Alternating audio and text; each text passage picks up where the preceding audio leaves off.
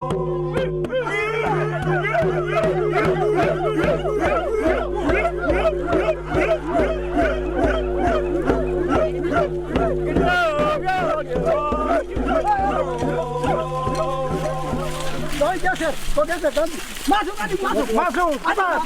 Iya, masuk. Iya, udah.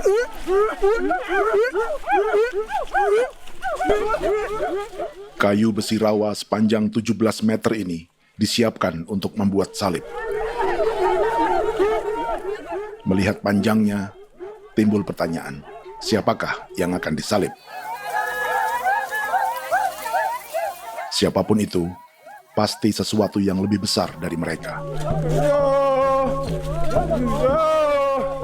Tapi Frankie Woro, Casimilus Awe, dan warga suku Auyu di Papua Selatan ini tak akan melukai siapapun. Mereka memakai salib ini sebagai tanda perlawanan.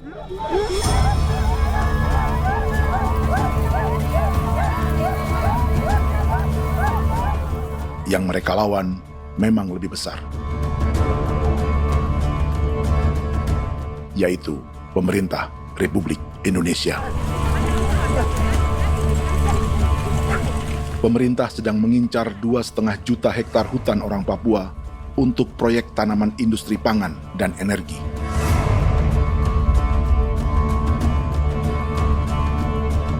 Ratusan kilometer dari salib orang-orang Auyu itu, orang Muyu sedang menyiapkan gerakannya sendiri.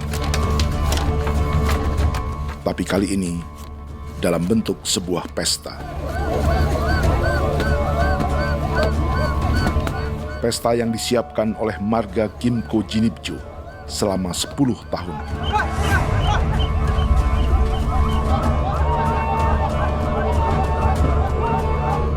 Sosok di marga ini adalah Willem Kimco, orang asli Papua yang tak punya kartu identitas kewarganegaraan manapun.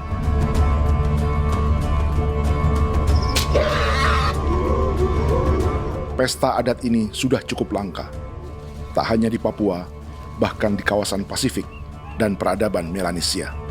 Awalnya bayarnya kalau pernah, itu nih hati aku dekat bipnuka, dan jitanya ya kati aku pernah beranipo. Kami mengambil kau kuning. Ada gagasan dan gerakan sosial di balik pesta orang-orang Muyu ini. Sama dengan gerakan salib merah yang dimulai orang-orang Auyu. Salib ini akan menjadi yang terbesar dari 1.800 salib merah yang telah ditancapkan berbagai suku di Papua Selatan dalam 10 tahun terakhir. Ribuan salib merah yang dipadukan dengan palang adat adalah tanda larangan yang menyatukan unsur-unsur adat dan agama. Kami percaya bahwa kalau memang kami sudah tidak mampu untuk menyelesaikan persoalan ini, dalam hal ini perusahaan tidak bisa masuk, berarti kami minta bantuan kepada nenek moyang dan Tuhan. Atribut perang orang Auyu ini diukir atau dilukis, digambar di batang salib ini dengan tujuan bahwa kami larang dengan sangat keras. Jadi apabila siapapun, baik dari antara kita sendiri yang melanggar batas ataupun pihak lain yang mau mengganggu keselamatan hak tanah adat kami, maka kami siap untuk melakukan ancaman perang. Salib-salib ini tidak ditancapkan di halaman-halaman gereja, melainkan di tanah dan hutan adat, di dusun-dusun sagu, dan di tempat-tempat yang disakralkan. Sebab 1.800 palang adat dan salib ini memang bukan semata tentang agama, tapi untuk mencegah negara dan perusahaan memasuki tanah dan hutan adat mereka. Papua bukan tanah kosong.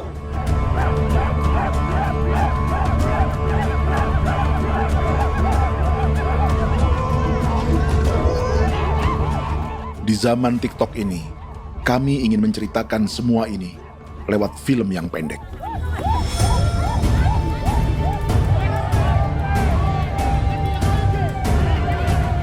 Tapi kami jelas gagal.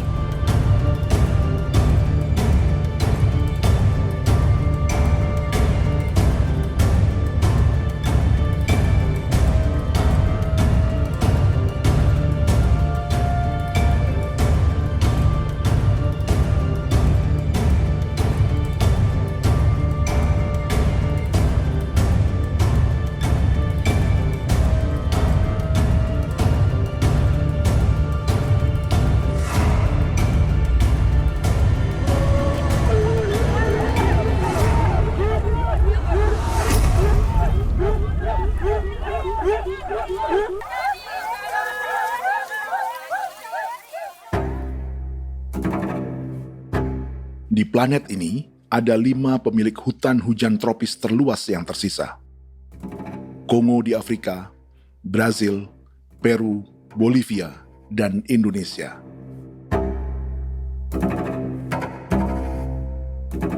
Di Indonesia, satu-satunya pulau yang hutannya masih terjaga adalah Papua, pulau terbesar kedua di dunia setelah Greenland.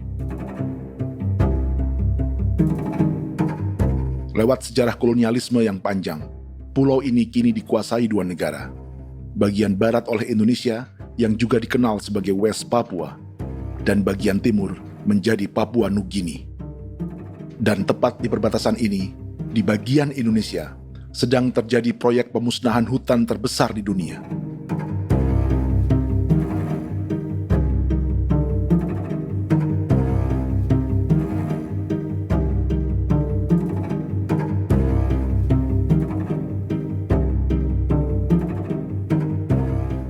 Pemerintah Indonesia sedang membuka lebih dari 2,5 juta hektar hutan untuk sawit, tebu, padi, dan peternakan.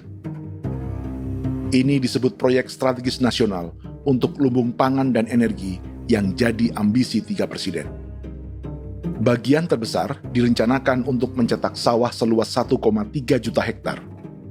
Lalu bagian lain akan ditanami tebu seluas 560.000 hektar untuk gula dan bioetanol. Setiap liter bensin di Indonesia akan dicampur bioetanol 10% atau E10. Ada 10 perusahaan di proyek ini, dan semuanya dimiliki oleh 1 keluarga saja. Berikutnya, ada areal sawit seluas 400.000 hektar untuk biodiesel. Targetnya mencampur 50% solar dengan minyak sawit atau B50. Dan terakhir, pemerintah akan membuka peternakan seluas 380.000 hektar. Jadi, apa yang salah dengan proyek pangan dan energi ini? 5 orang Papua dalam film ini akan menjawabnya.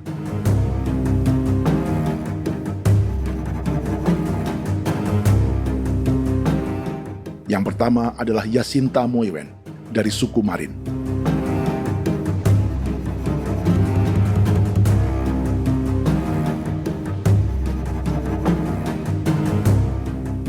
Yasinta dan warga di distrik Ilwayap di Merauke sudah menjadi korban. Hutan dan rawa sebagai sumber pangan dan ekonominya telah dihancurkan. Jalan sepanjang 135 km sedang dibuat, dan di kiri kanannya akan dicetak 1 juta hektar sawah. Mereka sulit menolak atau melawan. Salib sudah digeser, masih datang lagi dengan senjata mereka nih. Karena proyek ini juga dijaga tentara. Macam-macam senjatanya.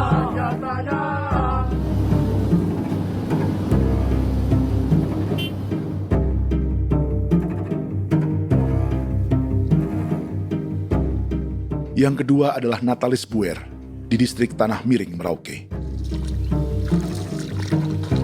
Petani milenial ini merasa ditelantarkan.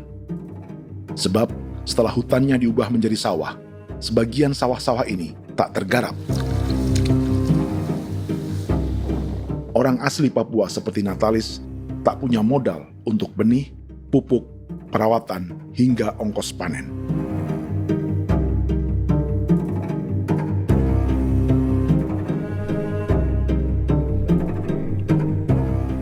Orang ketiga adalah Vincent Kuipalo dari suku Yenan di distrik Jagebob, Merauke. Vincent dan suku Ye sedang menjadi korban. Hutan adat orang-orang Ye sedang dihancurkan untuk perkebunan tebu dan bioetanol. Tanah mereka juga diincar untuk markas-markas militer, pasukan yang akan menjaga proyek pangan dan energi ini.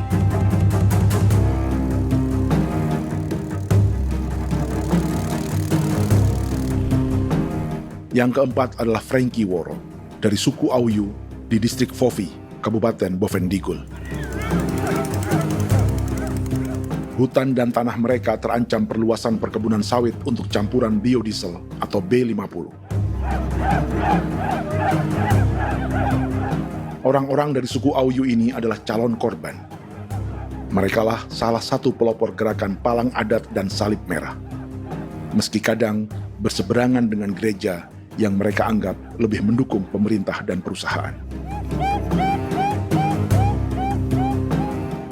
Mereka bahkan sedang merencanakan gerakan yang lebih besar, dengan salib yang lebih besar.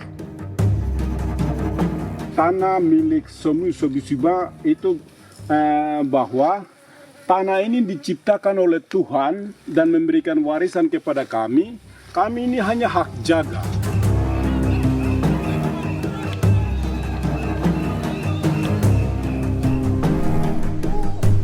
Sosok kelima adalah Willem Kimco dari suku Muyu di Bovendigul.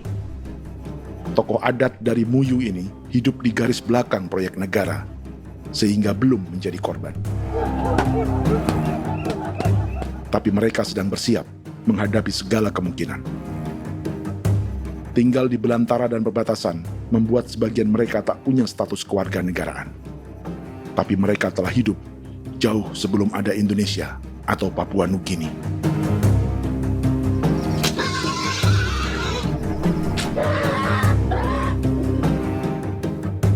Kelimanya mewakili jutaan orang asli Papua yang sedang terancam eksistensinya. Jika kita merasa kepunahan peradaban Neanderthal di Eropa, Aztec dan Inca di Amerika, atau aborigin di Australia adalah sejarah masa lalu, film ini menceritakan bagaimana pemusnahan sebuah bangsa dan kepunahan sebuah peradaban sedang terjadi di masa hidup kita. Kepunahan bukan karena kerusakan lingkungan dan ruang hidup semata, juga karena dihantam 60 tahun operasi militer.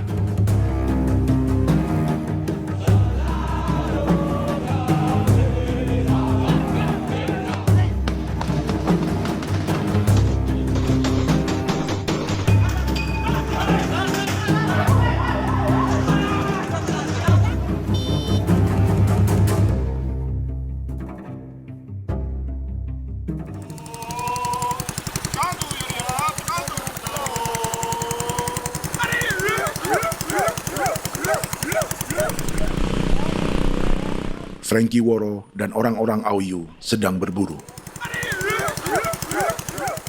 Tapi lokasi perburuan mereka mulai dikuasai perusahaan perkebunan sawit.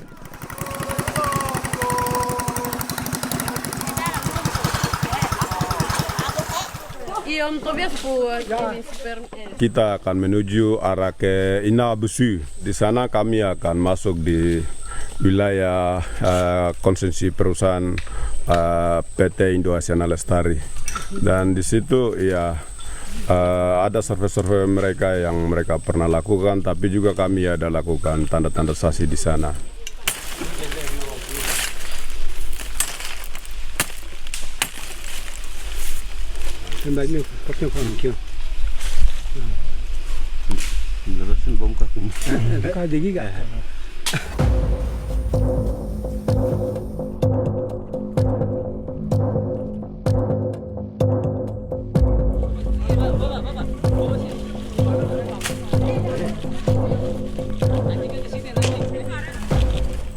Dapat dengan yang induknya, tapi karena induknya dia lari dan terlambat kerja, akhirnya yang bisa kita dapat dia punya anak ini saja. Jadi kalau pakai bahan kayak hasil.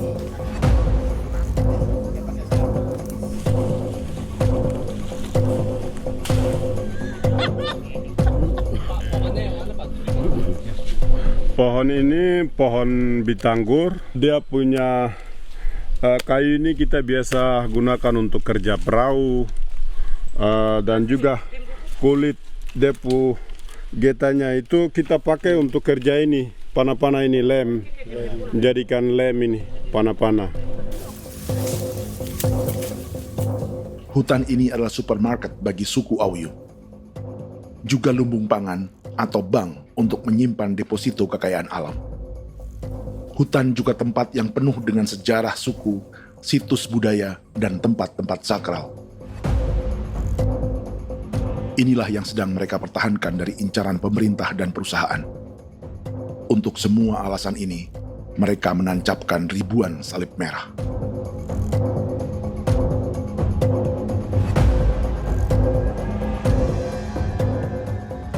Tapi dari kampung, warga suku Auyu memberi kabar pada Frankie tentang intimidasi oleh aparat negara agar mereka melepas tanah ke perusahaan sawit dan berhenti memasang palang adat dan salib merah. Ada beberapa titik yang saya sudah siap, tetapi di sini emergensi dari saya, terutama di Kampung Sokangon, PT Damai Timber. Dia mengganggu saya dengan menggunakan kekerasan maupun pihak hukum. Dan kemarin saya ada pernyataan penolakan secara resmi, tapi masih tetap dengan menggunakan pihak hukum untuk masuk, untuk harus dituntut saya untuk harus diterima perusahaan itu. Kita di situ ada 15 marga, tetapi 15 marga juga tidak setuju. Marga-marga siapa yang terima dan marga-marga mana saja yang menolak. Nanti kita lihat dari pertimbangan itu, dan di situ dan kita undang mereka untuk bicara dengan kami. Sebagai sosok yang aktif dalam gerakan, warga Auyu terus memberi informasi lapangan kepada Frankie yang tak selalu berada di kampungnya.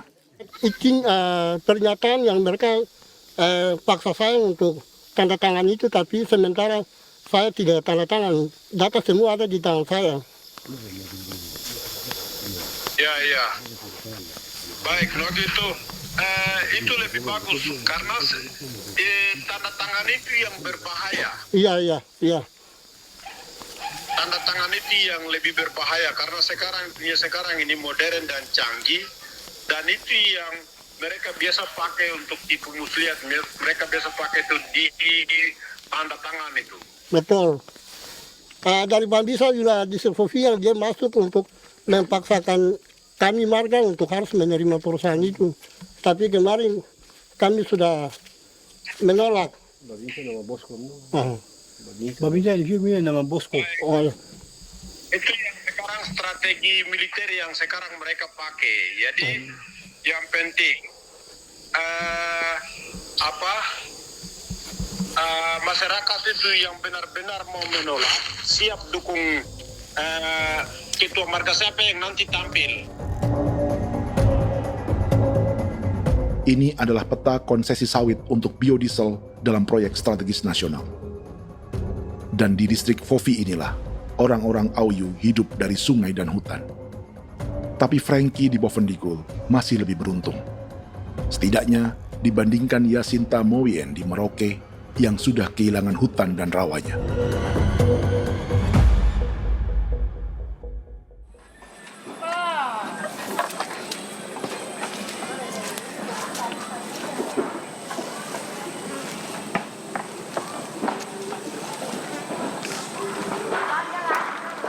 Yasinta dari suku Marin adalah petani sayur di Kampung Wanam, distrik Ilwayap, Merauke. Memanfaatkan lahan yang ada, ia berkebun dan menjual hasilnya ke pasar kampung. Ini ekonomi warga di Wanam untuk menghasilkan uang, lalu memberi barang kebutuhan yang tak bisa mereka produksi sendiri. Tapi kehidupan sebenarnya ditopang oleh ekosistem hutan dan rawa. Inilah sumber pangan utama dan peradaban mereka.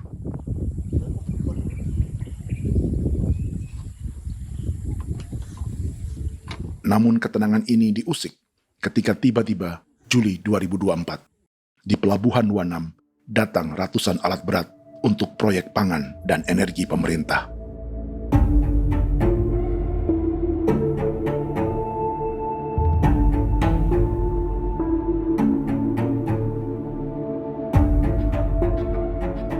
Kami masyarakat setempat kami tidak tahu.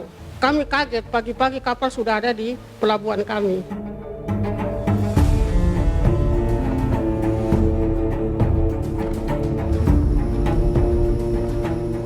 Yasinta Moywen atau Enrika Gebze dan warga lainnya tak pernah diajak bicara atau dimintai pendapat. Seakan-akan Papua adalah tanah kosong. Kita suka kaget yang dong bawa turun alat berat dong bawa turun, kita kaget masyarakat. Dorang subongkar itu kayu-kayu.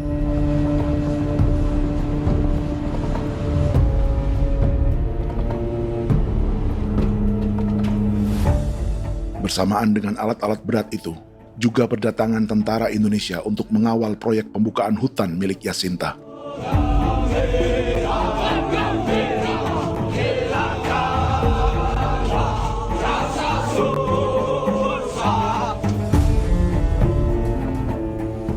Ribu alat berat didatangkan dari Cina ke Papua oleh perusahaan bernama John Lin Group sebagai kontraktor pemerintah. Ini disebut sebagai pesanan eskavator terbesar di dunia dengan nilai 4 triliun rupiah. Misinya membuka hutan dan rawa milik orang Marin, salah satunya untuk membangun jalan sepanjang 135 km. Sementara di kiri kanannya akan dicetak sawah yang ditargetkan seluas 1,3 juta hektar. Jalan berupa garis lurus ini bukan rute tradisional ekonomi masyarakat. Jalan ini akan menghubungkan kawasan perkebunan sawit dan tebu di sebelah timur, juga untuk mobilisasi pasukan militer. John Lin Group adalah perusahaan yang dimiliki Andi Samsudin Arsyad atau yang dikenal dengan Haji Isam. Sebagian orang mengenalnya sebagai pengusaha yang hobi balapan mobil.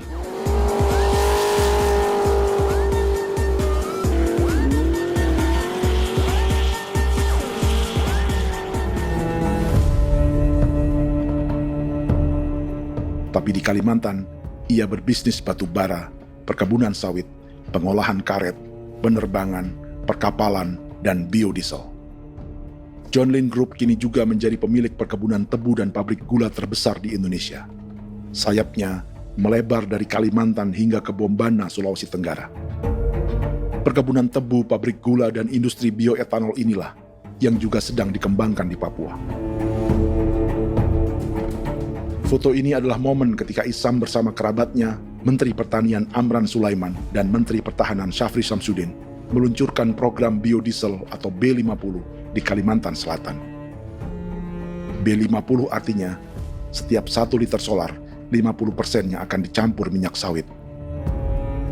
Perusahaannya, PT John Lin Agroraya, menjadi salah satu pemainnya.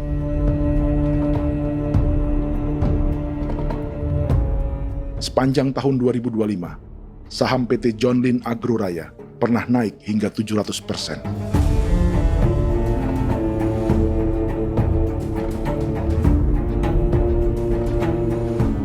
Perusahaan sawitnya yang lain, PT Pradiksi Gunatama, sahamnya bahkan pernah naik 4.000% hanya dalam 1 tahun.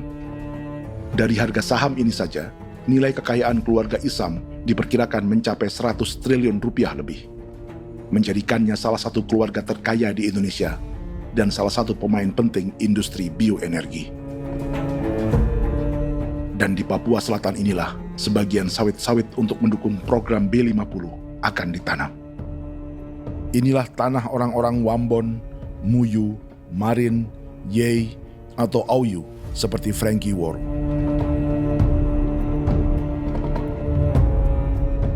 Haji Isam pernah menjadi tim kampanye nasional Presiden Joko Widodo dalam pemilu 2019 saat melawan Prabowo. Bintang Mahaputra Utama diberikan kepada Saudara Andi Syamsuddin Arsyad.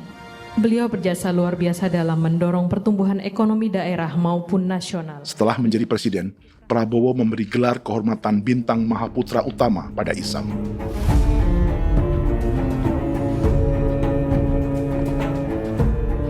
Sejumlah menteri Prabowo, juga kerabat dan orang-orang yang pernah bekerja di perusahaan Isam.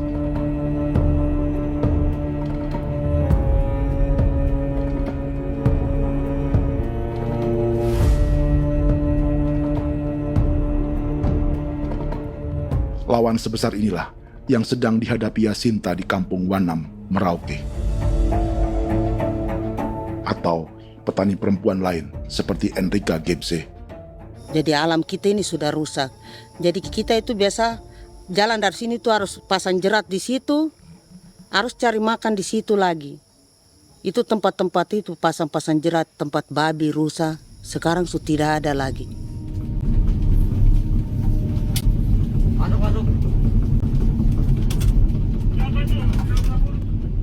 Rekaman ini memberi gambaran bagaimana Kasuari kehilangan rumah di bekas hutan dan rawa yang telah dibabat.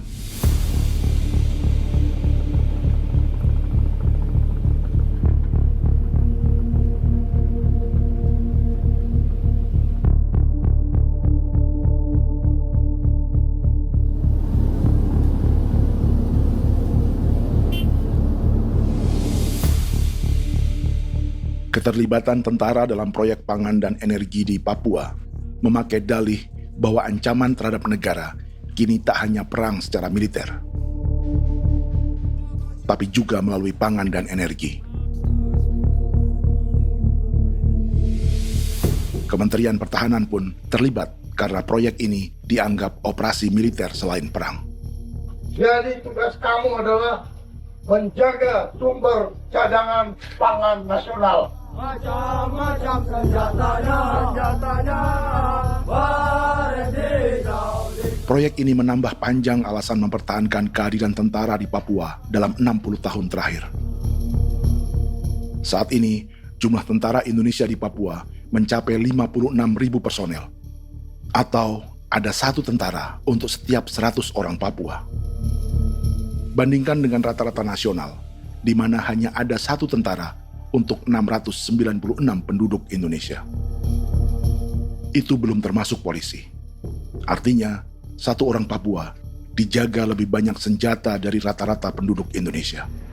Tanah dan hutan diambil secara sepihak untuk kepentingan pembangunan batalion dan bandar antariksa. Ini bentuk perampasan masyarakat. Penolakan kehadiran markas-markas militer terjadi di sejumlah tempat di Papua. Tak hanya karena trauma dan ketakutan, juga karena mengambil tanah-tanah adat.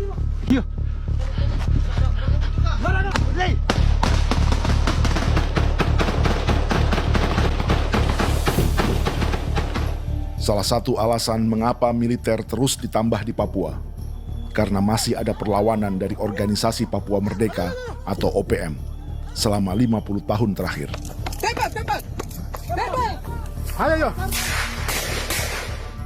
Tapi kekuatan militer OPM diperkirakan hanya 1.430 personel dan 360 pucuk senjata. Selebihnya, mereka menggunakan senjata tradisional.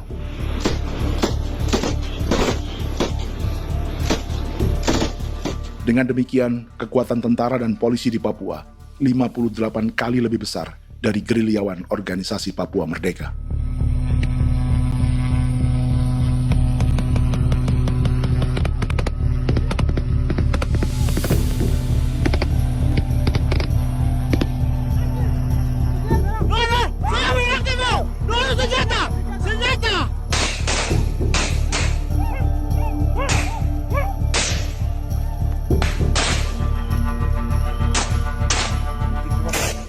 Sebagian tentara berada di garis depan pertempuran, tapi sebagian besar lainnya terlibat operasi non-tempur menjaga proyek pemerintah dan investor swasta. Seperti Batalion Infanteri Teritorial Pembangunan di distrik Jagebob, Merauke ini. Lokasinya bersebelahan dengan konsesi lahan tebu untuk gula dan bioetanol milik PT Murni Nusantara Mandiri.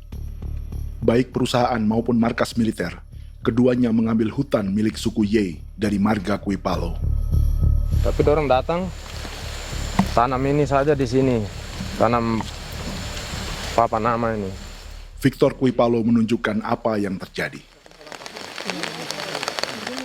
Jadi kita juga kaget ini.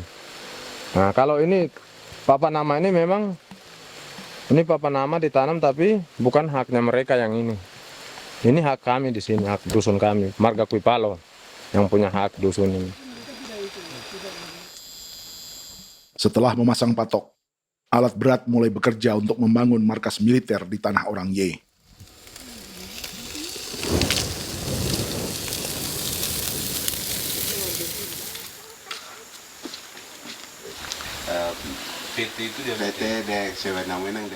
Kehadiran markas militer mengkhawatirkan warga yang pernah mengalami trauma. Takut kenapa? Kalau macam yang awal macam sekarang bu kampung hidup ini kan aman. Terus kenapa harus didirikan korem di sini? Bukankah dengan adanya Korem semakin aman ada tentara di sini?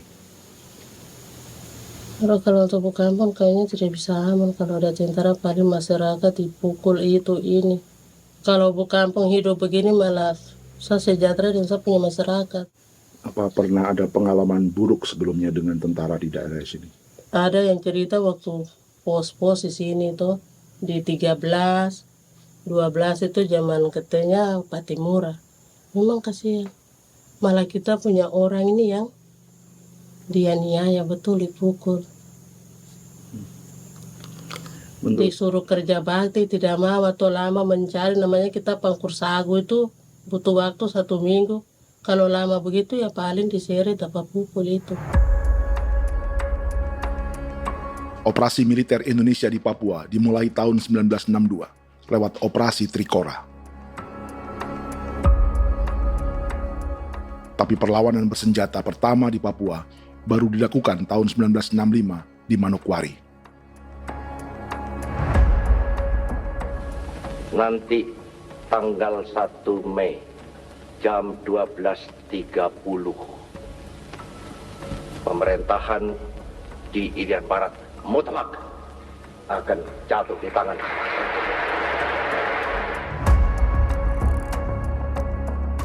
Sejak itu, selama 60 tahun, operasi militer untuk menaklukkan Papua terus dilakukan. Salah satu operasi militer paling berdarah adalah Operasi Wibawa untuk memenangkan Indonesia dalam jajak pendapat tahun 1969. 643 orang tewas di Paniai. Lalu disusul 4.146 korban tewas antara tahun 1977 hingga 1978.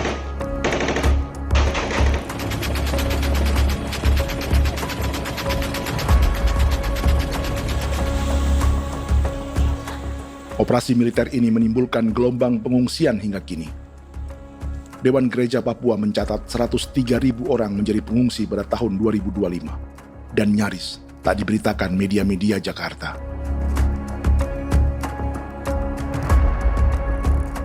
Jumlah pengungsi terbesar tercatat di Nduga yang mencapai 20.000 jiwa. Banyak di antaranya yang sedang hamil, seperti Jubiana, salah satu pengungsi Nduga. O tagarik misikagi be muguruk berselari di namen wane gosel bigari me egirik menene an nimbo misle berselar nene wam dagek lek prak de oyi kore bangal no so ndak loko yo nanda me anet ndang no gat de nanen di ko nerwa membri wal marwa egirik menene wa tri ngel no semana o ngal siya kaya berkumpit nyak masalah orena me wo suluk rina men wani ko semane kuman nak wani ndemo ko ndak misalina men bre ko ko nak no semane ne be minute waru ra kana bi ni dige war be mino pragit de laina bulan Maret April yana mana kantan barang ne lire na bam ne Jubiana lalu menamai anaknya Pengungsi Kogoya. Selain Jubiana, juga ada Emma dari Maibrat yang melahirkan di hutan. Sampai di kampung gini, katanya bilang ada tentara yang bangun jembatan. Saya capek itu juga pun masih tahan. Kembali lagi ke hutan lagi. Itu sampai saya jatuh di tengah jalan. Orang sampai terbanting di kayu semuanya. Berasa sakit begitu. Melengkapnya tuh Domika Serli, pengungsi Wako. Masyarakat sipil dari kampung Aitrem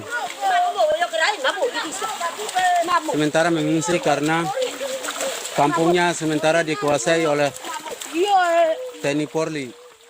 Seratusan ribu pengungsi di Papua saat ini jauh melampaui jumlah yang mengungsi ke Papua Nugini tahun 1984, yaitu 10.000 orang karena menghindari operasi militer.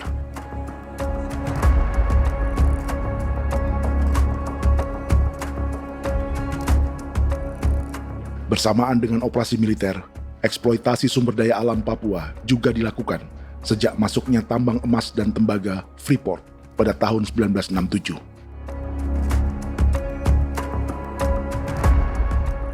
Disusul perkebunan sawit awal tahun 1980-an.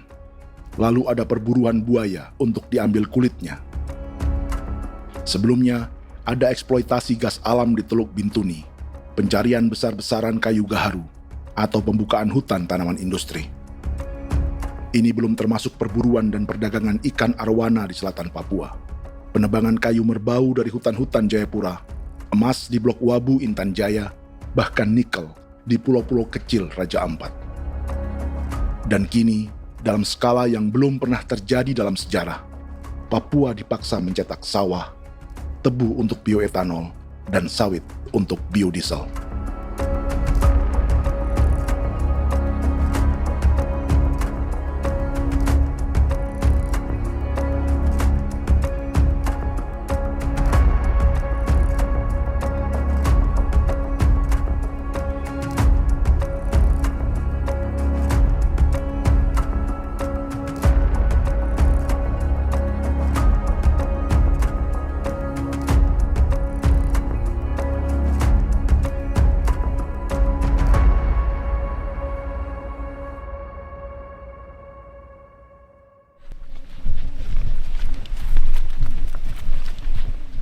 Inilah yang sedang menimpa keluarga Vincent dan Victor Kuipalo di Merauke.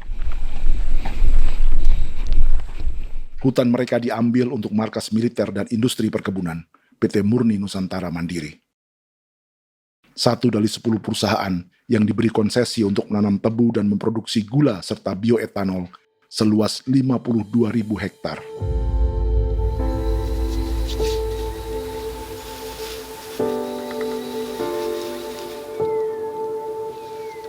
Perusahaan ini dianggap mengambil hutan dan tanah orang-orang Ye, terutama marga Kuipalo, yang memiliki hak adat terhadap 2.300 hektar hutan.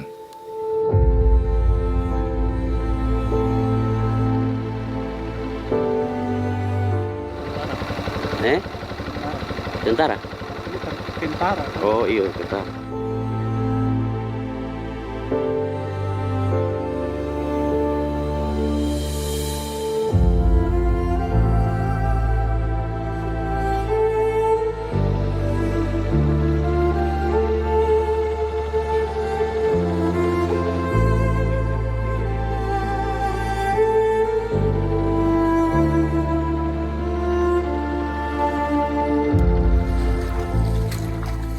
Keluarga Kuipalo sedang melihat apakah perusahaan semakin mengancam tanah mereka. Dan kekhawatiran itu terbukti. Iya, makanya tadi saya bilang ini dari sini saja dekat ini sudah masuk di dalam ujung lapang ini. Ini hutan, yang ini hutan yang dorong ada bongkar sekarang ini. Ini sudah punya alat sudah dekat ini. Dekat sekali ini. Ini di sini. Nacau, kelapa itu yang jalan lama, jalan setapak ini. Dari udara, terlihat alat-alat berat semakin mendekati tanah orang-orang Ye, marga Kuipalo.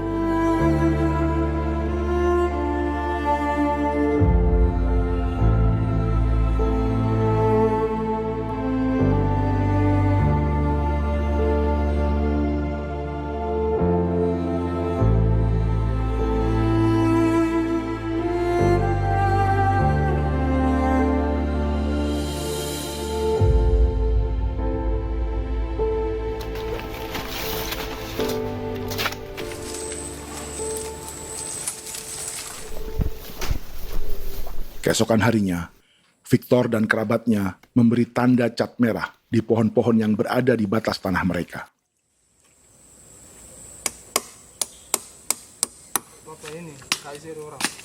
Tapi tanda peringatan adat ini tak diindahkan perusahaan.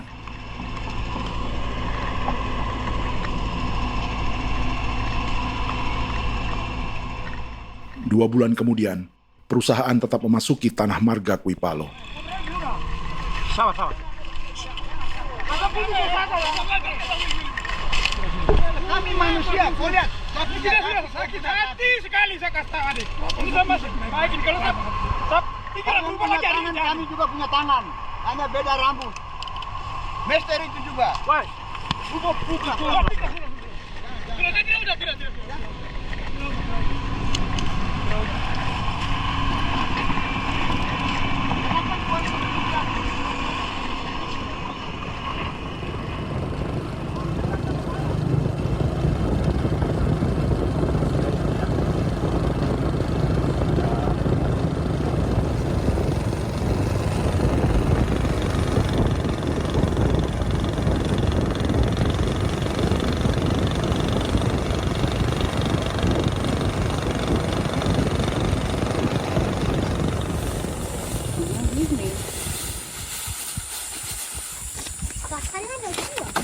bisa masuk sini.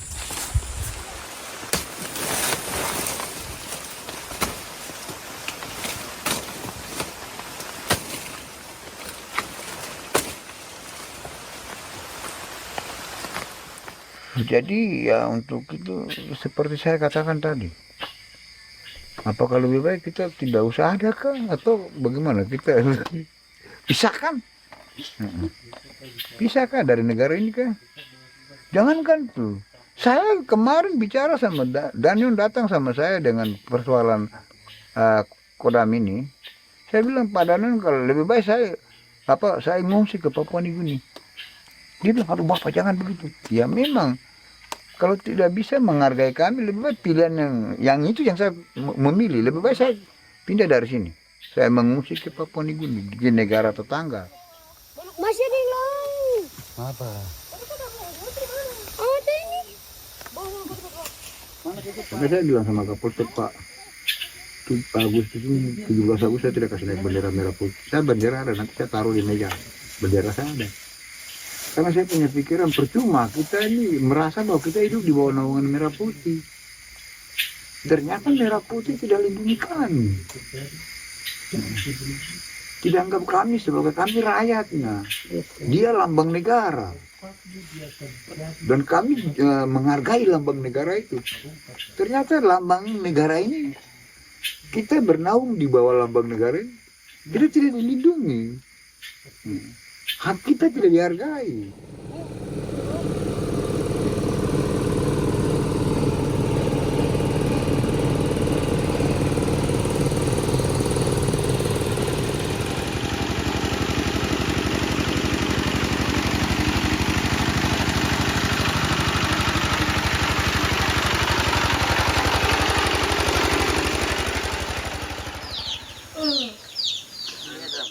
Marga Kuipalo dari suku Ye terus mendapat teror dan intimidasi agar melepas tanah mereka yang hanya dihargai Rp300.000 per hektar.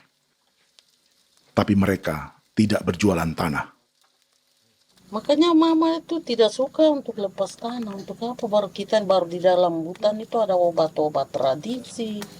Itu sudah Kalau macam ada sayur juga, kita ambil sayur yang dia tumbuh sendiri.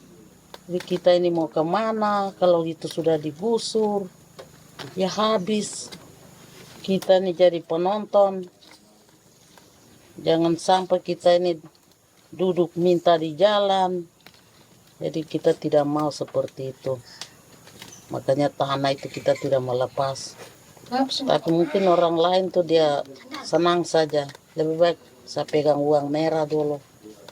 Saya bisa beli-beli itu ini. Nanti datang uang sudah habis, gembel, mau cari kemana lagi, hutan sudah habis, mau makan ikan di mana, kali sudah hancur. Seperti Yasinta di Wanam, suara dan gerakan kaum perempuan Papua sangat nyaring dan tak bisa diabaikan. Saya sebagai perempuan tolak untuk perusahaan masuk di sini. Karena kalau saya terima anak-anak saya mau dikemanakan, mau tinggal di mana. Apapun yang terjadi saya tetap tolak. Demi tanah ini saya akan berjuang, demi saya punya anak-anak. Yang katanya mengutamakan anak Papua, nyatanya yang kerja kebanyakan ya orang-orang Jawa. Saya sendiri orang Jawa, tapi bukan mau bicara yang tidak-tidak. Memang kenyataannya seperti orang-orang Papua itu diterbelakangkan, kurang diutamakan, gitu.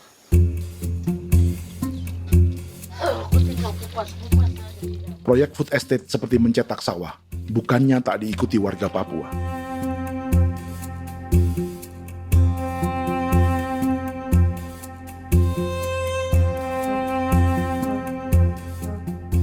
Salah satunya Natalis Buer di distrik Tanah Miring, Merauke.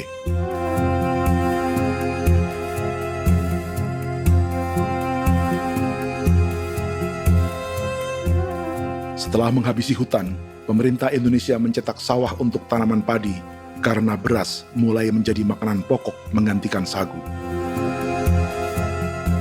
Sebagian besar penggarapnya adalah warga transmigran yang datang sejak era 1980-an. Bahkan petani transmigran sudah ada sejak Belanda membuka proyek padi kumbe di distrik Kurik. Lokasi yang sering jadi langganan pejabat Indonesia memamerkan sawah di Papua. Tapi Natalis juga ingin belajar menanam padi atau bersawah. Namun ia kesulitan karena dibutuhkan modal untuk benih, pupuk, hingga pemeliharaan dan panen. Lalu sawah-sawah ini pun mulai dikuasai pendatang.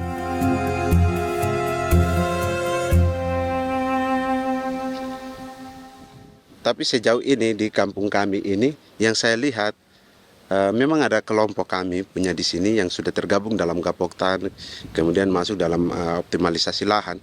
Tapi baru saya anak asli yang punya lahan di sini. Mereka tidak punya. Pemerintah dalam hal ini adalah Kementerian Pertanian bersama-sama Kementerian Pertahanan yang dalam hal ini pada garis di bawahnya adalah TNI Angkatan Darat, memberikan support yang maksimal kepada masyarakat khususnya di Merauke dalam rangka. Saya kemarin habis 9 juta. 9 juta ya? Iya, 9 juta karena dia sudah tidak dipakai toh. Ya. Dia sudah... Perempuan Papua seperti Filomena juga mau bertani. Pemerintah memberi bantuan Rp900.000 per hektar lewat program optimalisasi lahan atau OPLAH. Tapi dibanding biaya produksi dan harga jual gabah, Filomena mengaku berkali-kali rugi dan kini memutuskan tak lagi menggarap sawahnya. Terus kita harus cari uang untuk kondek. Betul. Karung kita beli. Karung beri sendiri lagi. Tenda kita beli. Ini dari yang offline ini don tidak siapkan. Tidak ada. Tidak ada ya, jadi mama don sendiri. Itu yang saya udah bilang, 900.000. Itu modal untuk? Oh, untuk kerja sawah ini. Mulai dari kerja sampai nanti panen. Panen. Wih, ngeri sekali. Iya, lucu toh? Tidak dapat itu. Betul, Mam. Dong maksud begini. Kalau disuruh tanam ubi berhektar-hektar, mari datang. Kita tahu cara rawatnya bagaimana, Iya. tanamnya bagaimana, tanam model bagaimana supaya hasilnya model begitu. Kita tahu. Kalau yang ini kan kita baru belajar. Sebagian hutan milik warga Senayu di Merauke sudah dibuka untuk sawah dan kebun tebu oleh PT Global Papua Abadi. Proyek pertanian ini dikerjakan oleh Kodim Merauke. Mereka melepas sebagian tanah karena ingin belajar bertani. Saya punya nenek moyang tidak ajar saya tanam padi. Tapi saya mau berubah. Generasi saya yang berikut ini besok lusa terus tidak bisa makan pisang, sagu. Ada apa? Namun program optimalisasi lahan yang dijanjikan dengan berbagai bantuan tak dirasakan Filomena. Obat rumput beli, obat padi beli, jonder kita bayar, bahkan bibit masih kurang, dari bibit lagi beli. Jadi saya memang kalau program pemerintah saya sama sekali saya tidak suka. Baku tipu saya.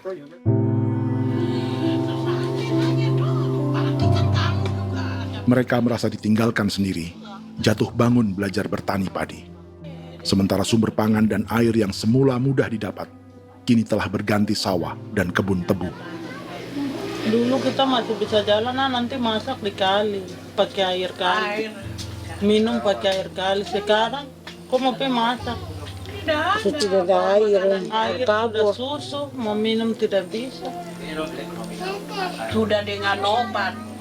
Drone semprot debu itu saja drone. Drone yang semprot.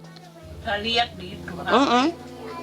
Jadi kita bukan drone yang terbang di atas untuk disemprot. Iya, itu semprot obat. Dong lempar pupuk di bawah ya dia mengalir ke kali. Mengalir ke kali, ke rawa-rawa.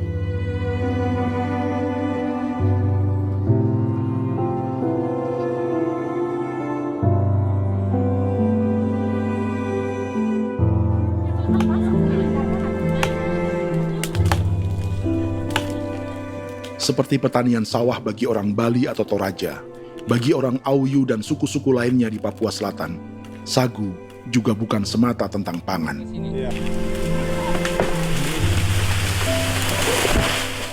Bagi orang Auyu dan Marin, sagu adalah kerabat, sosok orang tua, sosok nenek moyang yang harus dijaga dan dilindungi. Lagi bikin apa mama ini mama? Pakai toko itu sagu.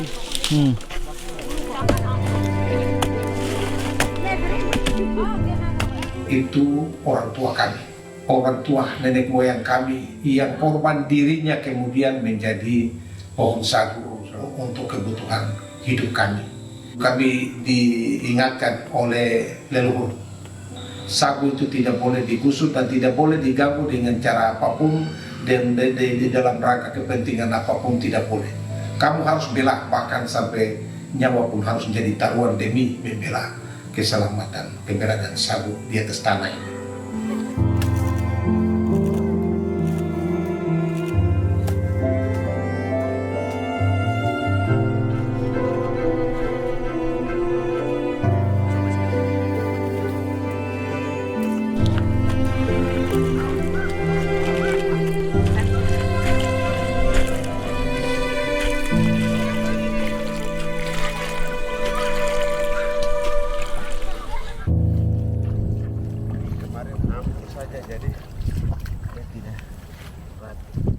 Menurut Natalis, pemerintah di Jakarta mendefinisikan lumbung pangan semata urusan beras dan mencetak sawah.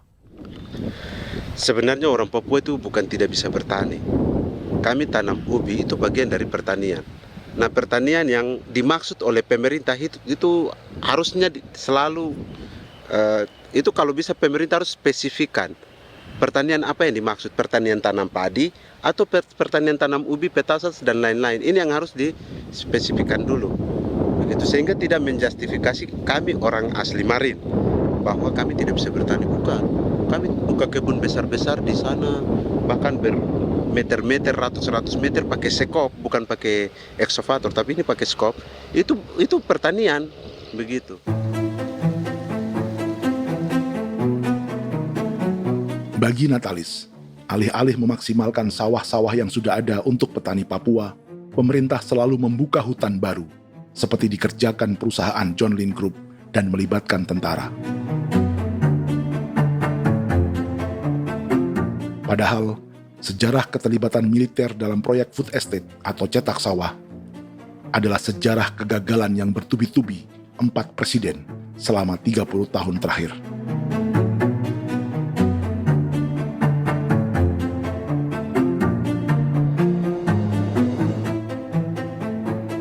Papua bukan yang pertama menjadi proyek lumbung pangan yang melibatkan tentara.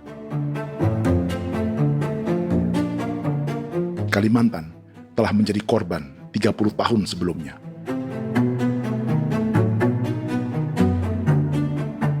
Ini adalah bekas hutan yang sudah dibuka di Pulang Pisau, Kalimantan Tengah. Tahun 1996, di era Presiden Jenderal Soeharto, ia menghabisi 1 juta hutan di lahan gambut untuk mencetak sawah demi memenuhi ambisi swasembada beras, bukan swasembada pangan. Hutan tropis Kalimantan dihabisi dalam skala yang belum pernah terjadi dalam sejarah. Di bawah rezim militeristik, tak ada yang berani melawan keinginan Soeharto, termasuk orang Dayak seperti Kuneng. Nggak bisa dihalangi itu. Nggak boleh dihalangi. Ya kalau ada kata-kata aja menghalangi, sudah kita diseret ke kepolisian dulu. Atau bisa langsung di PKI-kan? Iya, di PKI-kan gitulah. Jadi kita tuh nggak berani apa-apa dulu tuh. Apa maunya aja. Misal bilangnya A. Setahun setelah pengundulan hutan skala besar itu, tahun 1997, untuk pertama kalinya Kalimantan mengalami kebakaran lahan dan kabut asap terbesar dalam sejarah.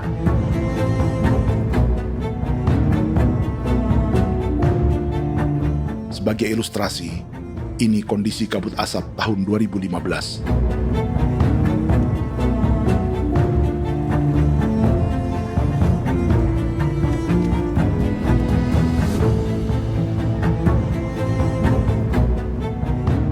Proyek 1 juta hektar sawah Jenderal Soeharto itu gagal bendungan dan saluran irigasi mangkrak hingga kini.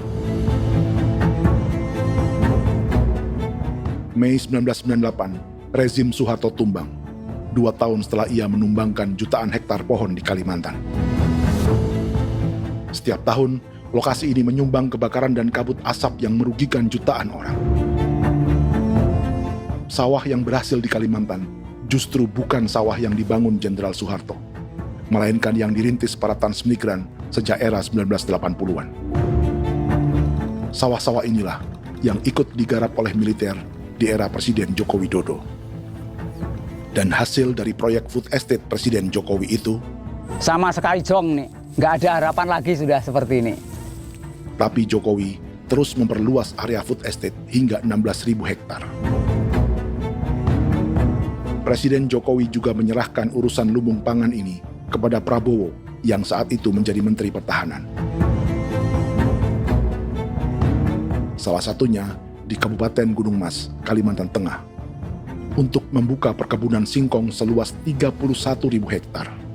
Food estate singkong Jenderal Prabowo ini dimulai dengan membuka 600 hektar hutan di Tawai Baru. Proyek singkong untuk bioetanol ini pun dijaga tentara. Dan seperti Jenderal Soeharto, proyek Jenderal Prabowo ini pun gagal.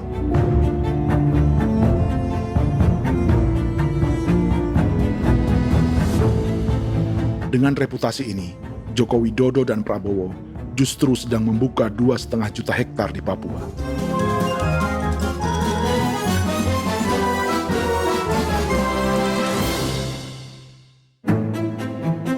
Setelah Jenderal Soeharto, Presiden Jenderal Susilo Bambang Yudhoyono juga mencoba membuka food estate di Papua sejak tahun 2010. Namanya Merauke Integrated Food and Energy Estate atau MIFE. Proyek ini juga gagal. Lalu di lokasi yang sama, Jokowi berusaha meneruskan dengan proyek mencetak sawah 1,2 juta hektar yang juga gagal. Sekarang yang paling siap adalah 1,2 hektar. Yang 1,2 juta hektar. Dan kini, Prabowo yang pernah gagal dengan 600 hektar singkong di Kalimantan justru akan mengulangi di Papua dengan skala 2,5 juta hektar. Di daerah Papua pun harus ditanam kelapa sawit supaya bisa menghasilkan juga BBM dari kelapa sawit. Dalam setiap proyek pangan dan energi di Papua, yang lebih menonjol bukan tanaman pangannya, melainkan untuk energi atau bahan bakarnya. Sawit untuk biodiesel dan tebu untuk industri bioetanol.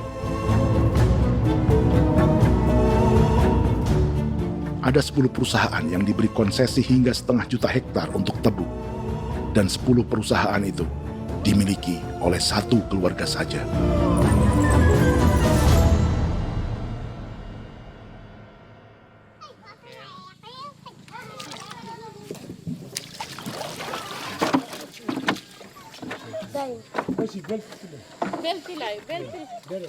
Para perempuan Auyu di Bovendigul akan berangkat memancing.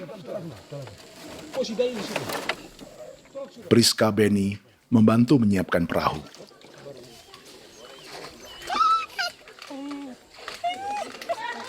Mereka akan mengumpulkan bahan pangan di hutan untuk persiapan acara penancapan salib merah berikutnya.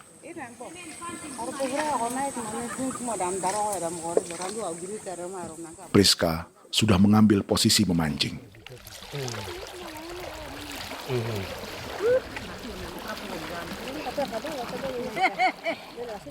1.800 salib merah telah dipasang di wilayah adat berbagai suku di Papua Selatan untuk menghalau perusahaan sawit dan tebu.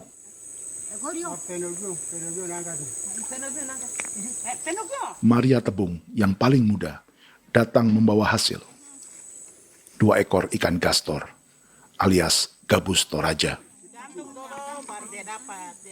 Sebagai generasi Z, pendidikannya sampai sekolah dasar. Di perusahaan perkebunan seperti sawit atau tebu, ijazah SD hanya bisa menjadi buruh kasar. Tapi ia tak tertarik. Karena kita hidup itu dari alam, kita pancing, juga di darat, bawa anjing, terus bikin pagar sagu. dapat babi, bawa baru kita makan. Jadi kita tidak mau perusahaan masuk. Kita tidak akan terima. Sementara Priska Beni masih mencari peruntungan.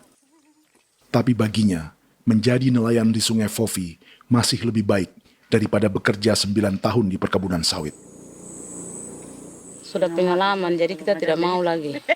Sudah berapa lama ketika kerja itu? Selama di sana. 9 tahun di sana. 9 tahun? Saya baru pulang dari perusahaan. Selama 9 tahun kerja di sawit, bisa punya rumah kah? Atau Tidak. motor kah? Tidak. Johnson kah? Tidak. Cuma makan saja. Pendapatan juga kan tidak lebih. Habis dimakan.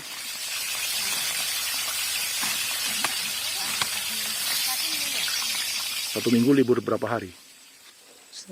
Tidak libur. Minggu tetap kerja? Tetap kerja. Tidak bisa ke gereja? Hari Minggu kerja. Hari Minggu juga kerja. Dia tidak mengenal agama perusahaan itu. Di grup perusahaan sawit Korindo, Priska digaji 2 juta rupiah per bulan dan tinggal di mes karyawan. Tapi gaji itu dipotong bahan makanan atau BAMA rata-rata 1 juta rupiah setiap bulan. Korindo adalah grup perusahaan yang salah satu usahanya adalah hutan tanaman industri dan sawit di Bovendigul dan Merauke. Di Papua, mereka memakai bendera PT Tunas Sarwa Ema. Perusahaan ini pernah memberi bantuan pada Keuskupan Agung Merauke. Keuskupan Merauke belakangan mengeluarkan pernyataan mendukung proyek strategis nasional di Papua. Umat Katolik yang memprotes sikap gereja tersebut ditangkap polisi. Jadi selama 9 tahun tidak bisa nabung? Tidak. Makan saja. Makan saja. Makan saja. Menabung bagaimana keperluan banyak. Tidak sampai. Habis di anak-anak uang sekolah. Uang 1 juta itu mana sampai. Mau nabung juga tidak cukup. Sudah pengalaman, jadi kalau di sini perusahaan mau masuk tidak.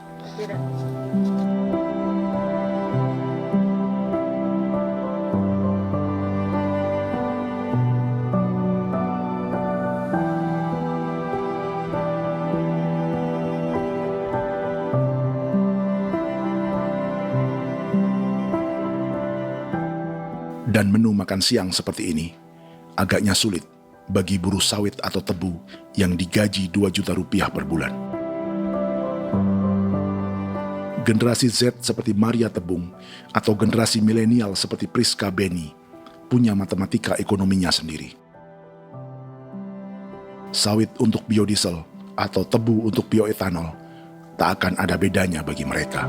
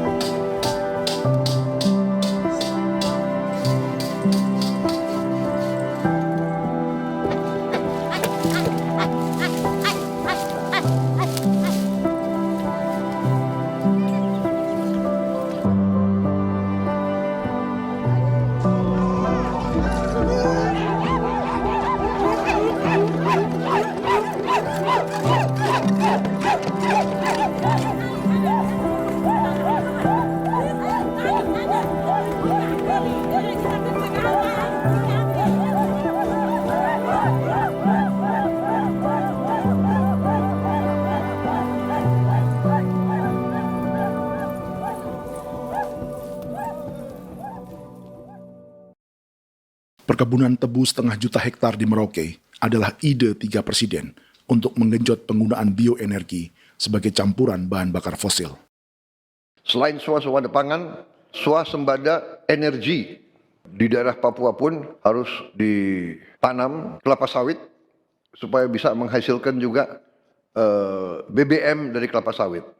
Juga tebu menghasilkan etanol. Singkong, kasava juga untuk menghasilkan etanol. Bioetanol adalah bahan bakar nabati atau tumbuhan yang dapat dicampur dengan bensin. Sama dengan program biodiesel yang mencampur solar dengan minyak sawit. Pertamina saat ini sudah menjual BBM bioetanol dengan campuran 5% yang dipasarkan dengan merek Pertamax Green 95. Tapi pemerintah ingin menaikkan kadarnya menjadi 10% atau E10. Maka ke depan kita akan mendorong untuk ada E10. Kemarin malam sudah kami rapat dengan Bapak Presiden. Bapak Presiden sudah menyetujui untuk direncanakan mandatori 10% etanol. Idenya untuk mengurangi ketergantungan pada bahan bakar fosil yang diimpor dan menimbulkan polusi.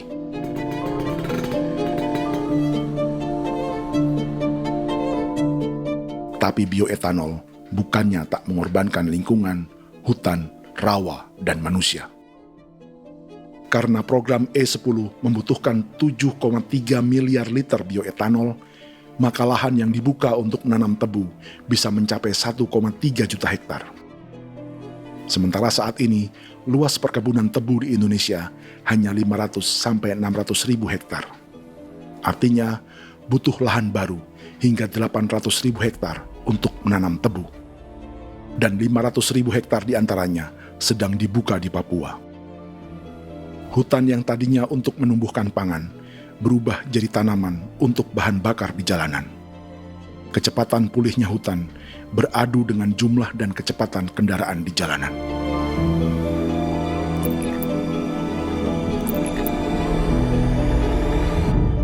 Dahaga terhadap energi tak pernah bisa dipuaskan.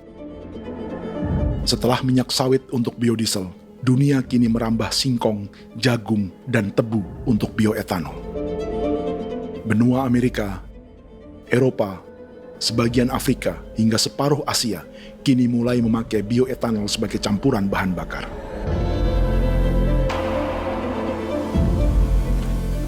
Selain perebutan lahan, masa depan dunia juga dibayangi semakin mahalnya harga pangan karena persaingan antara perut manusia dengan tangki kendaraan.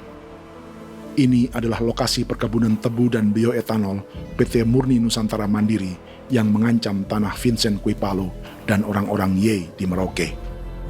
Beberapa kilometer di selatan adalah PT Global Papua Abadi yang mengancam tanah orang-orang Muyu dan Marin.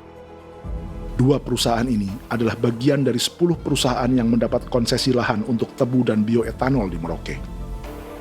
Batas konsesi mereka bahkan sama dengan batas negara Indonesia dengan Papua Nugini. Salah satu ciri bahwa peta konsesi ini dibuat di Jakarta dari atas meja. Sama seperti kolonial Inggris dan Belanda ketika mereka membagi Pulau Papua dengan garis lurus pada abad 19. Seakan Papua adalah tanah kosong. Bedanya, meski peta konsesi ini mengatur batas 10 perusahaan, tapi perusahaan-perusahaan ini sebenarnya dimiliki oleh satu keluarga saja. Ini nama 9 dari 10 perusahaan tebu dan bioetanol di Merauke, Papua. 99% saham mereka dimiliki sebuah perusahaan bernama PT Merauke Nusantara Manis. Sementara 1% sisanya dimiliki PT Merauke Gula Mandiri. Tapi saham kedua perusahaan ini dimiliki PT Merauke Sugar Group. Dan perusahaan ini, 90% sahamnya dimiliki pengusaha bernama Angelia Bonaventure Sudirman, serta perusahaan bernama Zico Trust dan Resource Harvest. Lalu 10% lainnya dikuasai PT Papua Energi Abadi, yang pemiliknya adalah Dudi Christian dan Angel Madeline. Sekarang, mari kita lihat siapa mereka. Angelia Sudirman adalah keponakan dari salah satu konglomerat sawit Indonesia, Martias Fangiono. 9 perusahaan di Papua ini berada di bawah bendera Merauke Sugar Group. Dan Merauke Sugar Group hanya satu dari 7 grup perusahaan milik keluarga Fangiono.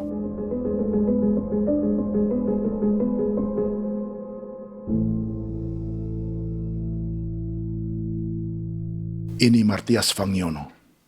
Seperti Haji Isam, Martias selama ini dikenal sebagai pengusaha sawit yang kini merambah bisnis tebu dan bioetanol.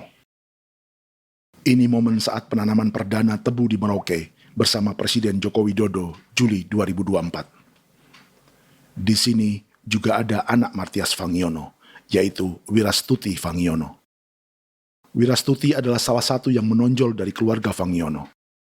Tahun 2025, Forbes mencatatnya sebagai konglomerat termuda dengan kekayaan 23 triliun rupiah yang mengendalikan 2 grup usaha, FAP Agri dan Surya Dumai Industri.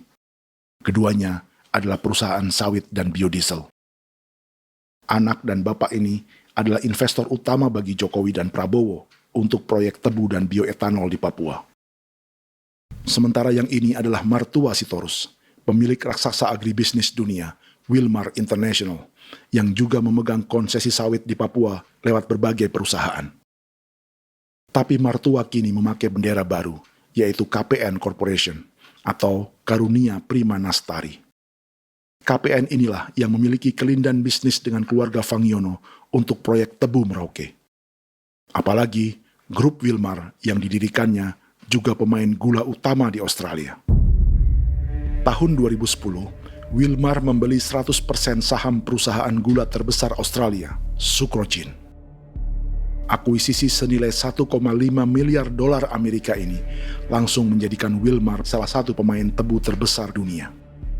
Sebagian bibit tebu yang ditanam di Merauke adalah varietas yang dikembangkan Lembaga Riset Gula Australia atau Sugar Research Australia.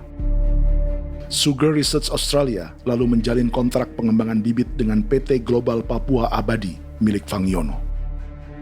Tapi masalahnya, Sugar Research Australia adalah badan publik yang tugasnya memajukan petani tebu dan sebagian dananya berasal dari pajak warga Australia.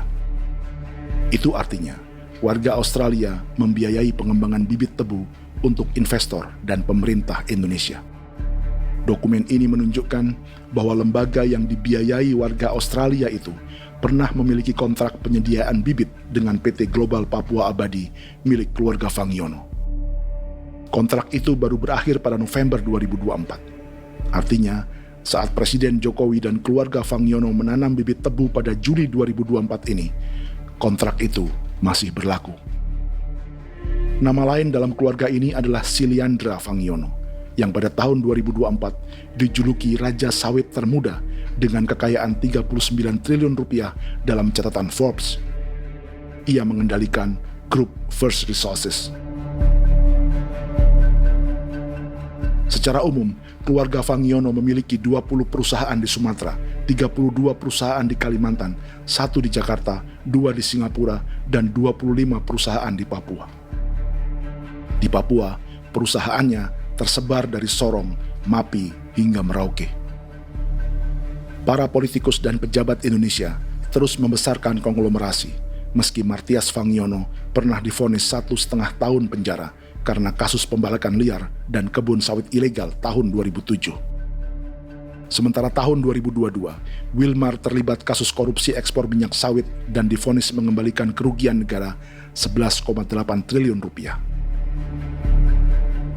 Tumpukan uang ini disebut sebagai pembayaran dari grup Wilmar yang diterima secara simbolis oleh Presiden Prabowo pada Juni 2025 lalu. Tapi peran raksasa biodiesel dan bioetanol dunia ini belum akan surut di Indonesia. Bahkan sebaliknya. Sebuah dokumen presentasi bisnis dari Wilmar International Limited pada tahun 2010 ini bisa menjadi petunjuk. Presentasi ini bagian dari proses pembelian 100% saham raksasa tebu Australia, Sucrogin. Dalam presentasi ini, Wilmar mengaku ditawari konsesi lahan 200.000 hektar di Papua, atau dulu disebut Irian Jaya, untuk menanam tebu. Dengan penerbangan hanya 2,5 jam dari kantor Sucrogin di kota Townsville ke Merauke, Wilmar akan mengawinkan bisnis gula dan bioetanolnya menjadi pemain dunia. Dan lokasi yang diincar oleh Wilmar adalah distrik Ilwayap di Merauke, kampung halaman Yasinta Moiwen. Dan persis disinilah, 14 tahun kemudian, ribuan eskavator John Lynn Group milik Haji Isam mulai membuka hutan sebagai kontraktor pemerintah. Presentasi dan gagasan ini dibuat oleh Wilmar pada Juli tahun 2010. Sebulan kemudian, Agustus 2010, pemerintah Presiden Susilo Bambang Yudhoyono meluncurkan proyek Lumbung Pangan dan Energi Merauke atau Merauke Integrated Food and Energy Estate.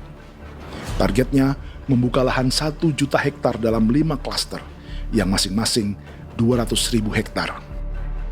Angka yang sama dengan presentasi Wilmar. 5 tahun kemudian, 2015, giliran Presiden Joko Widodo yang mau melanjutkan proyek pangan dan energi 1,2 juta hektar. Menjelang pensiun sebagai presiden, Jokowi kembali menggencarkan proyek ini dan melibatkan Prabowo sebagai Menteri Pertahanan. Jokowi lalu mendukung Prabowo sebagai presiden berpasangan dengan anaknya, Gibran Rakabuming Raka sebagai wakil presiden. Kini, setelah menjadi presiden, giliran Prabowo yang melanjutkan proyek bioetanol dan biodiesel dengan memobilisasi militer dan melibatkan pejabat-pejabat yang juga para elit partai koalisinya.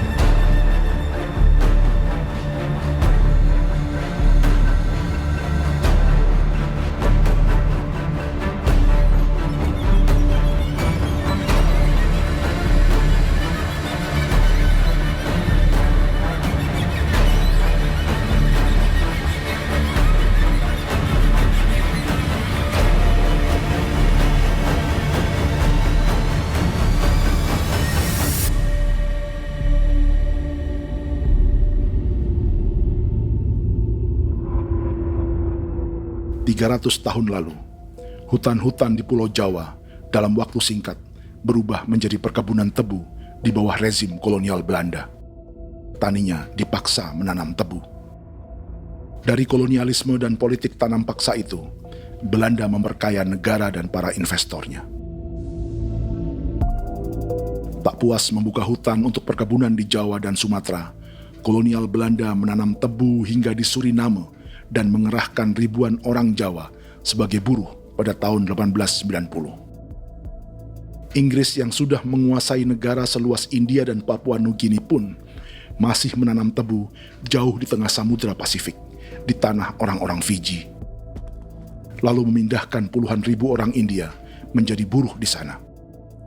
200 tahun sebelumnya, ratusan ribu orang Afrika bahkan diperbudak untuk bekerja di perkebunan-perkebunan tebu Spanyol dari selatan Eropa hingga Karibia, Kuba, atau Jamaika.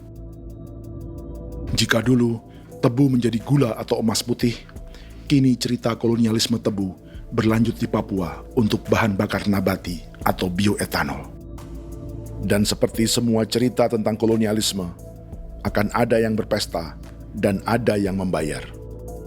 Dalam setiap cerita pesta kolonialisme, baik di Jawa, Karibia, atau di Papua, selalu melibatkan para elit lokal, dari pejabat, perwira, hingga agamawan. Tapi dalam setiap kolonialisme, juga selalu ada cerita tentang mereka yang mempertahankan diri dan melawan.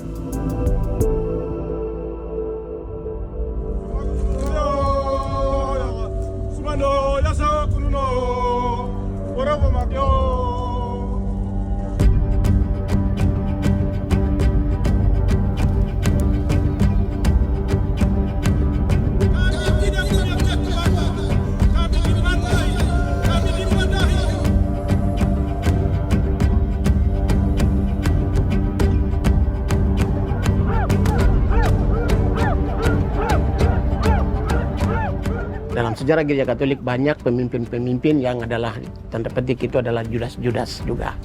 Jadi itu sudah pasti karena itu adalah manusia. Satu sisi sebagai manusia dalam perjalanan digoda, apalagi ada dalam posisi-posisi jabatan ya mungkin banyak tawaran-tawaran lain, lalu disitulah terjadi pergeseran keberpihakannya kepada misi gereja tadi itu untuk umat, untuk mereka yang tertindas. Orang kirim ekskuvator, orang kirim tentara, orang kirim polisi. Pukul kami bukan pencuri, kami tidak pernah mencuri orang barang. Kami tidak pernah menangis ke orang lain. Kami tidak pernah menangis, kita bapak mama kami menangis kepadamu. Tuhan kami lemah. Ibu tidak tahu. Dia kata ini hijau cikui. Orang datang ke bangsa kami, ke wilayah kami untuk kasih habis kami.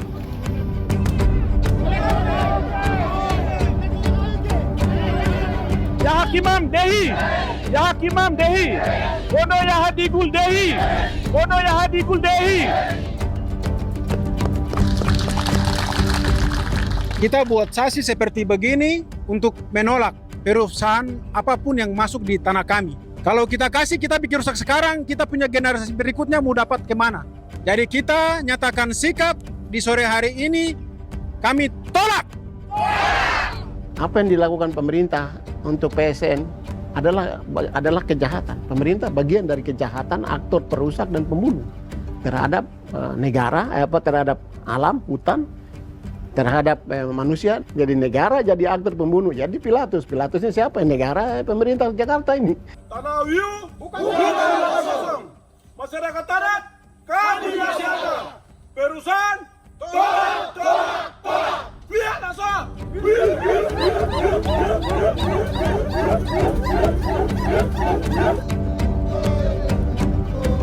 Jika tanah adat dan hutan adat hilang, kami mau hidup di mana? Maka di sini saya mau bilang, negara jangan tipu-tipu kami lagi.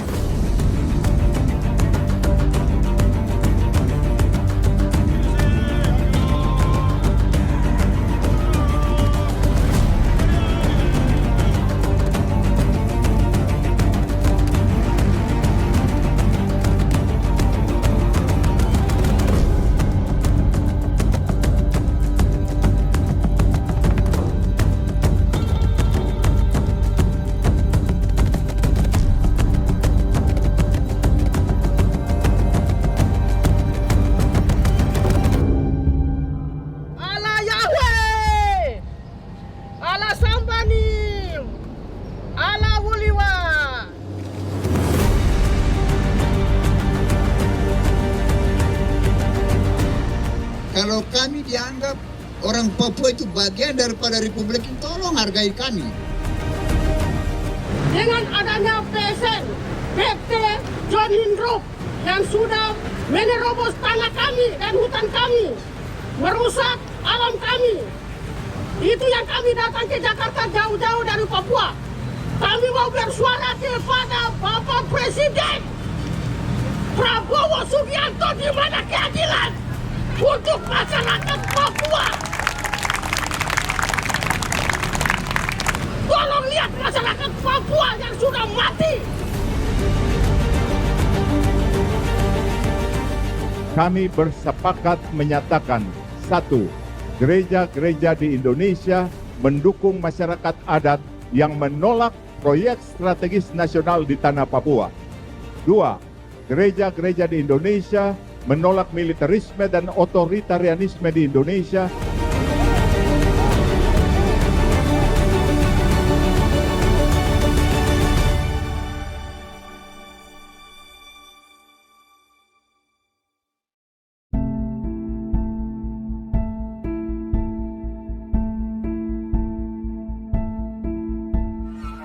Kita sering merasa banyak hal buruk sudah jadi cerita sejarah. Dan kita sekarang hidup lebih baik, lebih beradab, atau mustahil melakukan kejahatan seperti di masa lalu.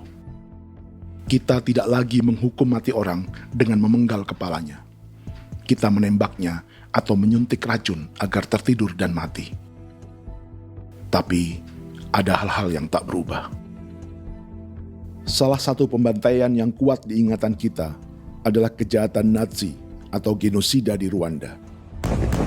Padahal pembantaian juga sedang terjadi di masa kita, seperti di Gaza, Palestina. Penghancuran sebuah peradaban seperti Indian di Amerika atau aborigin di Australia juga kita anggap masa lalu. Sekarang kita merasa lebih baik dan lebih toleran. Padahal proses penghancuran bahkan pemusnahan yang sama sedang terjadi terhadap bangsa Melanesia di Papua. Begitu juga dengan praktik kolonialisme. kita merasa penjajahan seperti dilakukan Portugis, Inggris, atau Belanda sudah menjadi sejarah. Dan Indonesia tidak mungkin menjajah. Padahal itulah yang sedang terjadi dan dirasakan di Papua.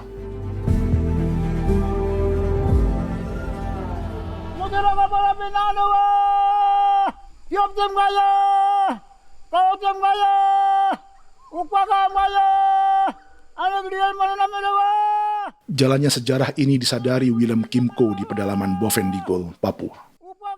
Hidup terpencil dan tak tersentuh urusan negara bukan berarti selalu aman.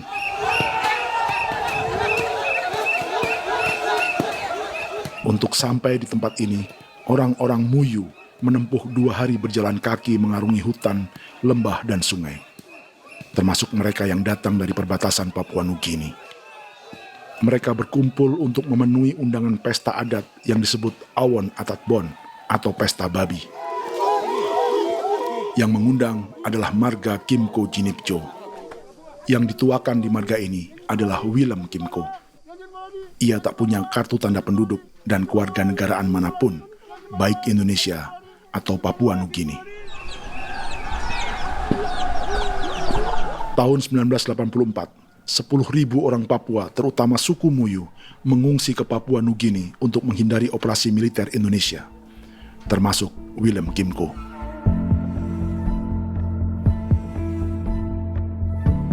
Apa yang membuat pesta adat ini istimewa? Apa bedanya dengan acara serupa yang dihadiri pejabat, tokoh agama, LSM, atau yang direkam oleh kru televisi dan konten kreator? 13, 14, 15, 16, 17, 18. Pertama, untuk membuat pesta babi, orang Muyu perlu persiapan selama 10 tahun. Sebab, babi-babi yang akan jadi bagian dari pesta ini tak boleh dibeli, alias harus dipelihara sendiri. Babi-babi ini bukan bantuan pejabat pemerintah, gereja, atau LSM.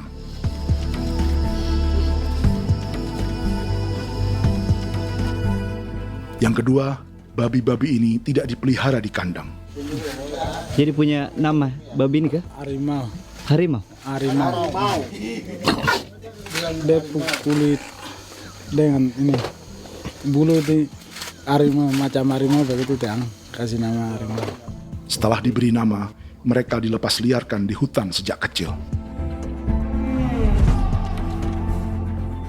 10 tahun kemudian, jika tiba saatnya pesta, para pemburu akan mencari mereka di dalam 479 hektar hutan milik marga Kimco.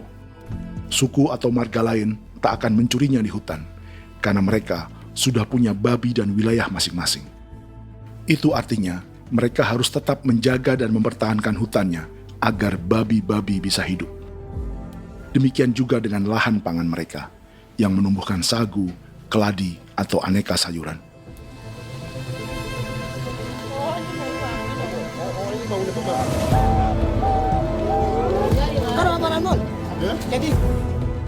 Yang ketiga, dalam Awon Atatbon atau pesta babi, binatang ini tidak dimakan secara gratis.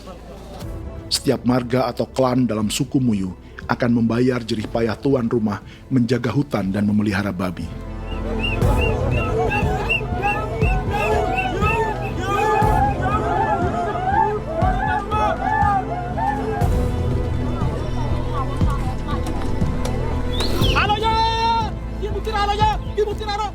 Ini seperti arisan untuk menjaga budaya dan lingkungan. Bagian dari budaya dan ekonomi timbal balik yang ditandai dengan siklus memberi dan menerima.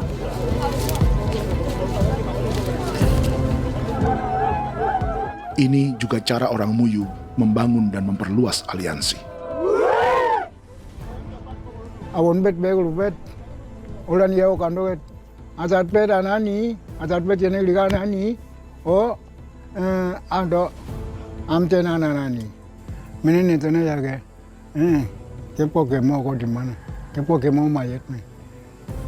Kep tetek mau yang gue kep kanin bet wini ke iftar event. Nih event nih tanah kadek nih. Oke. Kepo nanti ku tahu kamu kepo kep pasar itu orang nih. Kon kene man gini wane wane. Koko kati bolon jal beng. Koko kuning bolon jal. Jika Willem Kimco dan marganya bisa menjaga hutan dan wilayahnya, marga lain ikut diuntungkan sebagai sebuah ekosistem. Demikian juga sebaliknya.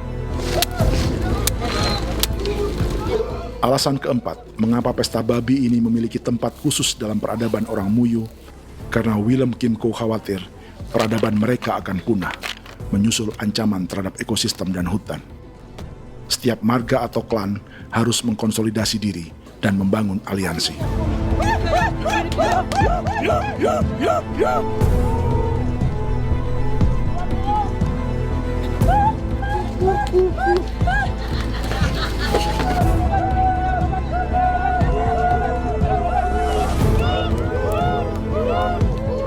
Kekhawatiran Willem dan orang-orang Muyu tak berlebihan. Ruang hidup mereka bersinggungan dengan proyek bioetanol dan biodiesel pemerintah Indonesia. Mereka juga tahu apa yang telah dan sedang menimpa suku lain seperti Auyu di Bovendikul atau Yainan dan Marin Anim di Merauke.